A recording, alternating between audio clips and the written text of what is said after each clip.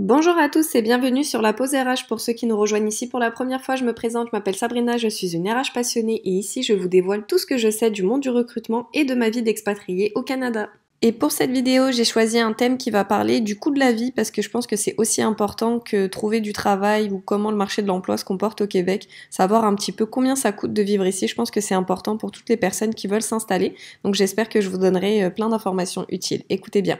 Alors dans cette vidéo, je vais essayer d'être très explicite et très détaillée, donc je vais vous donner clairement les prix que j'ai payés ou les montants que je paye chaque mois en charge fixe. Donc je vais juste vous mettre en garde de vraiment pas faire l'erreur de comparer les prix avec votre pays d'origine ou de convertir la monnaie. Vraiment, il faudra comparer ça au salaire moyen par rapport à vous, votre secteur d'activité. Regardez un petit peu, je vous avais déjà donné une astuce sur une vidéo, vous pouvez regarder sur nevo.com un petit peu le prix ou les salaires que vous pouvez demander par rapport à votre métier et comparer en fait le coût de la vie par rapport à votre salaire moyen dans votre secteur d'activité et non pas par rapport à votre pays. Bien faire attention à ça. Alors, donc c'est parti pour vous détailler le coût de la vie au Québec et particulièrement Montréal et ses alentours. Ça va être en 3 parties, donc les charges fixes, le variable et tout ce qui va concerner l'aménagement, l'achat de voiture, etc. Alors, en ce qui concerne les charges fixes, bah, bien évidemment, comme partout, hein, le premier montant, ce qui coûte le plus cher, c'est les loyers. Et pour vous donner un petit peu là, la réalité du marché, moi je suis arrivée ici en 2017 et à Montréal en 2017, les prix des loyers, ça avait rien à voir avec maintenant. Honnêtement, ça a quasiment triplé, si ce n'est pas quadruplé. Montréal, ça devient très très très très cher. Donc si voilà, vous avez l'image que Montréal c'est pas cher et que vous pouvez avoir un bon appartement pour un loyer raisonnable, et ben c'est plus le cas aujourd'hui. Donc vraiment Montréal ça devient très cher parce qu'il y a beaucoup de demandes, il y a beaucoup de gens qui arrivent. Donc nous quand on est arrivé, on s'est installé dans un appartement qui avait une chambre, à peu près je dirais 55 mètres carrés, donc un appartement voilà lambda, un salon avec une cuisine, une chambre, une salle de bain, et c'était on payait 700 ou 800 dollars par mois, je me rappelle plus parce qu'on n'est pas resté longtemps, mais c'était entre 700 et 800 dollars par mois. Et on était pas très loin du centre-ville. On était vraiment dans un quartier un petit peu, voilà, côté étudiant de Montréal. On était proche du métro. Donc ça aussi, ça fait un petit peu augmenter les loyers. Mais aujourd'hui, ce loyer-là, c'est sûr que, à mon avis, doit avoisiner les 1000 dollars, voire plus pour une seule chambre. Maintenant, on habite à Laval, en fait, c'est l'île de Montréal, et puis il y a l'île de Laval qui est au nord, en fait, de l'île de Montréal. C'est un peu moins cher, c'est beaucoup moins cher même que Montréal, même si les prix tendent à augmenter également. Et on a un appartement de 113 mètres carrés.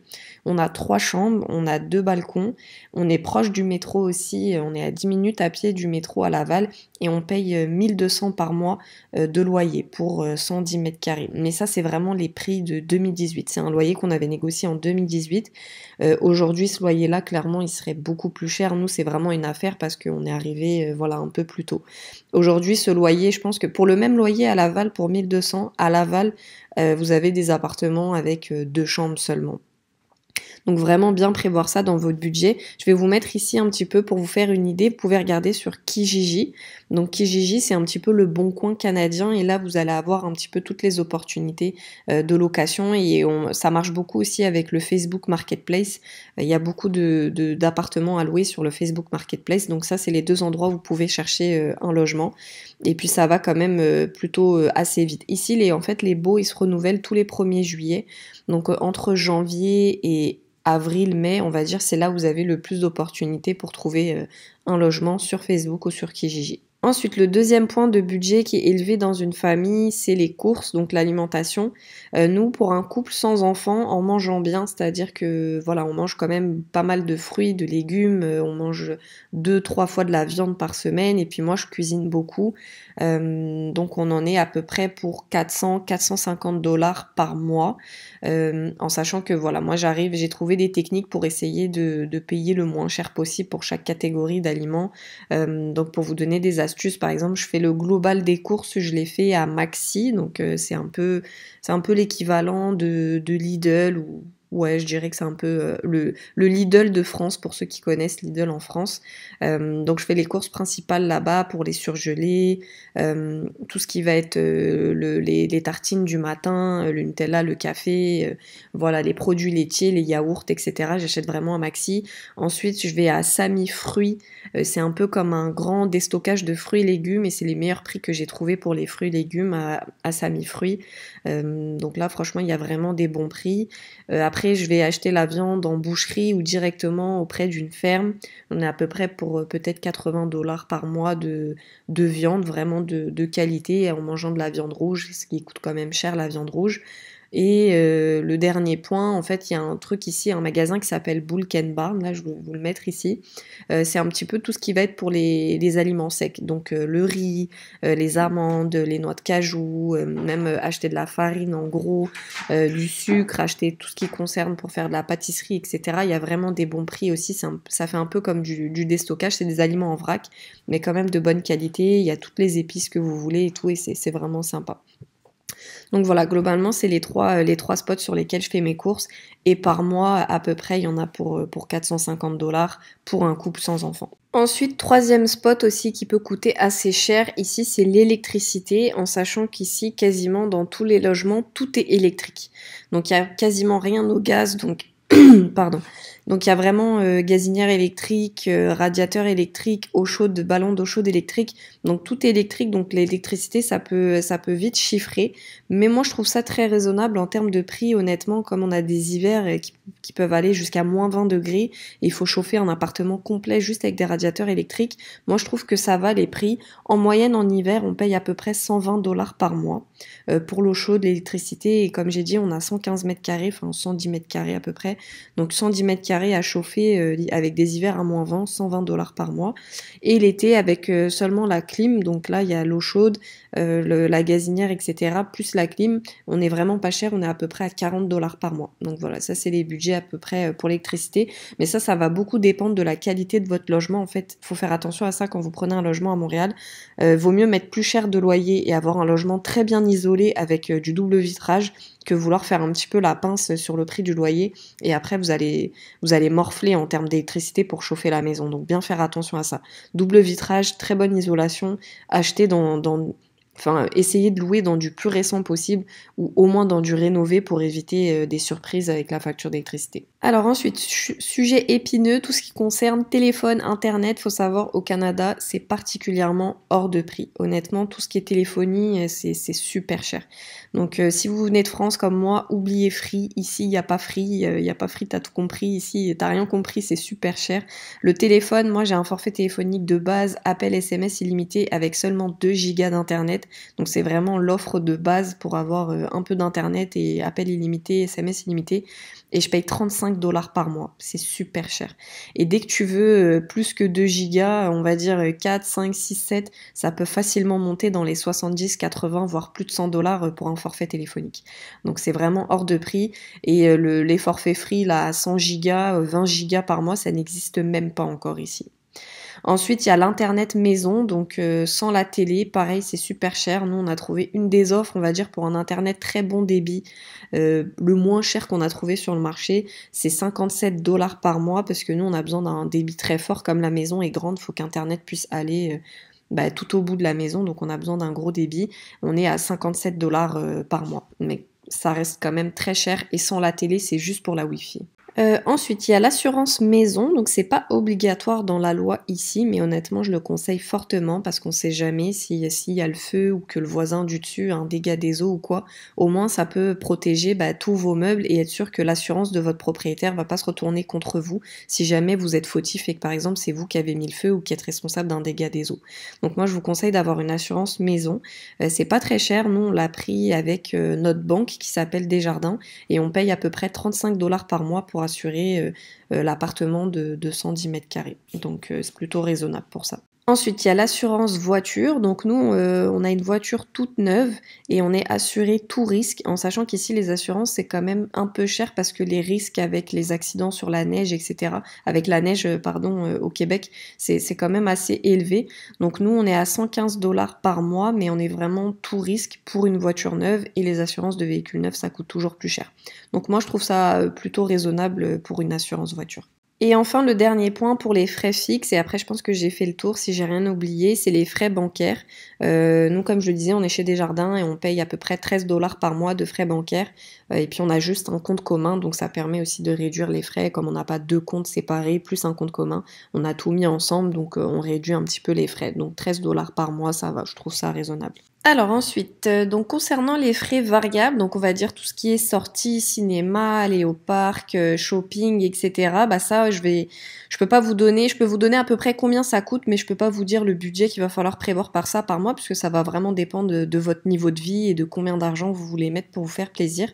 Nous, on se fait quand même assez plaisir, je dirais, mais on n'est pas très dépensier à ce niveau-là, donc on fait pas énormément de shopping et on sort pas non plus forcément plusieurs fois dans la semaine, donc on n'a pas un gros budget là-dessus. Mais en tout cas, quand vous voulez sortir pour aller au restaurant, par exemple, moi je trouve ça quand même assez cher. Honnêtement, aller au restaurant, c'est quand même un budget. En moyenne, pour tout ce qui va être restauration rapide, manger un peu sur le pouce comme ça, c'est très cher. Moi je trouve ça vraiment très cher. En moyenne, pour deux personnes, t'en as pour au moins 30 dollars, quoi. Enfin, juste deux menus, on va dire, dans l'équivalent d'un grec, je sais pas comme en France. Ouais, c'est à peu près 30 dollars pour un couple. Donc moi, je trouve ça quand même assez cher. Et puis un restaurant un peu plus sympathique où voilà, t'es servi à table, tu te poses, t'en as à peu près pour 60 dollars pour un couple. Donc c'est quand même cher. Moi, je trouve que voilà, c'est pas si vous avez des petits revenus, vous n'allez pas pouvoir vous permettre de manger dehors ou d'aller au restaurant toutes les semaines ou plusieurs fois dans la semaine. Donc ça, voilà, c'est le petit point négatif ici au Québec, je trouve. Donc ensuite, il y a tout ce qui va être cinéma, les parcs nationaux, le shopping. Le shopping, je dirais que c'est les mêmes prix qu'en Europe, vraiment, surtout si vous habillez dans les chaînes de magasins connues partout dans le monde, style Zara, H&M, etc. Après, si vous achetez en local, c'est un peu plus cher, c'est toujours plus cher quand on fait appel à des créatrices locales. En termes de cinéma, ça va, je trouve ça raisonnable. Bon, c'est pas un truc que tu peux faire 4 fois dans la semaine, mais à peu près dans mes souvenirs, ça fait longtemps qu'on n'a pas été au cinéma là, avec le confinement et tout. Mais dans mes souvenirs, c'est à peu près 20 dollars pour un couple. Et puis après ici, il y a tous les parcs nationaux, les grands parcs et tout au Québec, faut savoir qu'ils sont tous payants, l'entrée est payante. Donc c'est 8 dollars à peu près par personne par entrée. Et sinon, vous pouvez également faire une carte d'abonnement annuel. Moi, je trouve que si vous aimez sortir souvent dans les parcs nationaux pour faire des treks ou des pique-niques, etc., ça vaut la peine de faire l'abonnement annuel. C'est à peu près 70 dollars par personne et c'est valable un an pour tous les parcs partout au Québec. Donc voilà, c'est à peu près ça, je dirais, pour les sorties. Après, il n'y a pas énormément de musées non plus. Enfin, il n'y a pas 40 millions d'activités à faire. Après, voilà, il y a patinoire, il y a le ski pour l'hiver, etc. Tout ça, c'est des activités qui globalement coûtent quand même cher. Faut le savoir. Voilà, c'est quand même cher. Des pentes de ski, par exemple, qui sont plus du côté du sud de Montréal. Je me souviens plus du nom, mais je me rappelle une fois on avait fait une journée de ski et en gros la journée c'était à peu près 150 dollars la journée pour le location du matériel et les remontées mécaniques.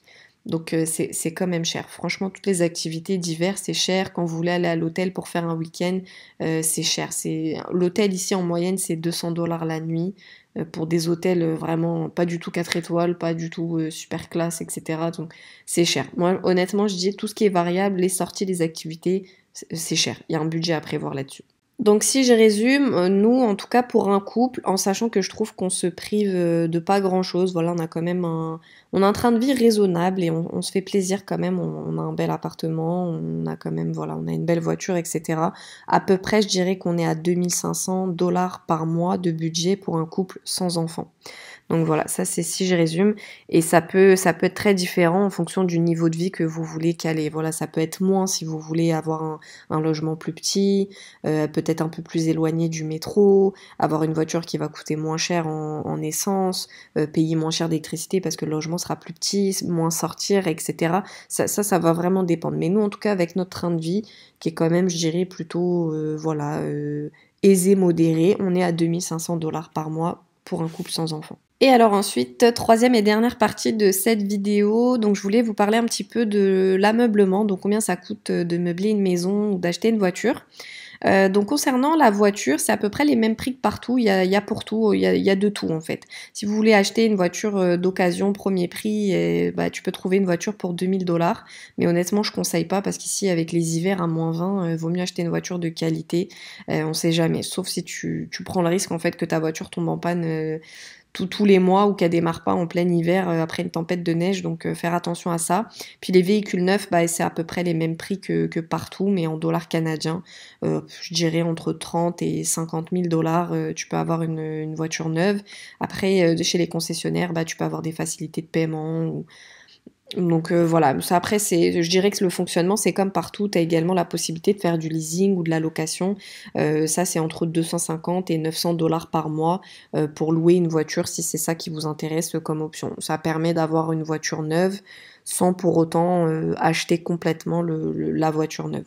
Donc ça peut être une option également à considérer. Ensuite, concernant tout ce qui va être électroménager, donc c'est un petit peu indispensable dans une maison, il faut savoir qu'ici, ça peut être très normal. Il y a beaucoup de logements qui sont loués avec des électros inclus et on appelle ça des locations semi-meublées, donc ça existe beaucoup. Et il y a beaucoup aussi de logements complètement meublés, donc si après, quand vous arrivez ici, un petit peu avec 3 valises comme nous, vous avez juste des vêtements, c'est possible de trouver des logements déjà meublés pour vous aider au départ. Et puis si vous voulez tout acheter ou qu'à un moment donné, vous avez besoin de tout acheter, en termes de prix, pour vous dire, nous, la gazinière, on avait acheté chez General Electric, mais c'était la première gamme de prix chez General Electric, c'était à peu près 900 dollars. Le frigo, nous on a un frigo américain double porte, donc il nous a coûté avec glaçons, l'eau, enfin sortie d'eau sur le frigo et tout, donc il est quand même plutôt sympa et super grand. On l'a acheté 1500 dollars. Ensuite, lave-linge, sèche-linge, donc c'était un combo des deux, donc il y avait et le lave-linge et le sèche-linge. On a pris chez Samsung, ça nous a coûté 1700 dollars. Et puis on n'a pas encore de la vaisselle, mais là je regarde les prix et je dirais premier prix, on est à 300-400 dollars, puis après ça peut facilement monter à 800-900 dollars pour les lave-vaisselle. Donc ça je dirais c'est à peu près ça pour les électros. Après le petit électroménager, la seule chose qui m'avait paru cher c'était les micro-ondes. Je trouve que les micro-ondes ici c'est quand même un budget, je pense qu'on en avait eu pour genre presque un 80 ou 100 dollars pour les micro-ondes de base, là vraiment fonctionnalité de base, je trouvais ça un peu cher. Après tout le reste c'est à peu près les mêmes prix que partout, je dirais machine à café, grille-pain, bouilloire, etc. C'est les mêmes prix que partout, surtout si vous achetez dans des grandes marques connues, donc ça je trouve que c'est ni pas cher ni grave cher, ça va. Je me rappelle plus exactement combien on a payé tout ça, mais c'est raisonnable, dépendamment de ce dont vous avez besoin. Et puis après, concernant tout ce qui va être les meubles, donc le mobilier de maison, il y en a vraiment pour tous les prix. Honnêtement, vous allez trouver pour tous les budgets. Si vous voulez mettre un tout petit budget, bah déjà, il y a tout ce qui va être occasion. Il y a un marché d'occasion comme partout. Donc sur Kijiji, comme je disais, beaucoup sur Kijiji pour acheter sur les particuliers. Des fois, vous pouvez racheter sur les anciens locataires qui partent et qui peuvent laisser des meubles. Nous, quand on est arrivé, c'est ce qu'on a fait. On a racheté tous les meubles en fait de la fille qui nous laissait le logement. On a tout racheté dans mes souvenirs, je vais pas dire de bêtises, mais on a acheté un canapé, une table basse, une table à manger, un lit taille standard 2 places, une petite table de chevet. Je pense qu'on a acheté tout ça donc d'occasion sur elle peut-être pour 300 dollars, quelque chose comme ça.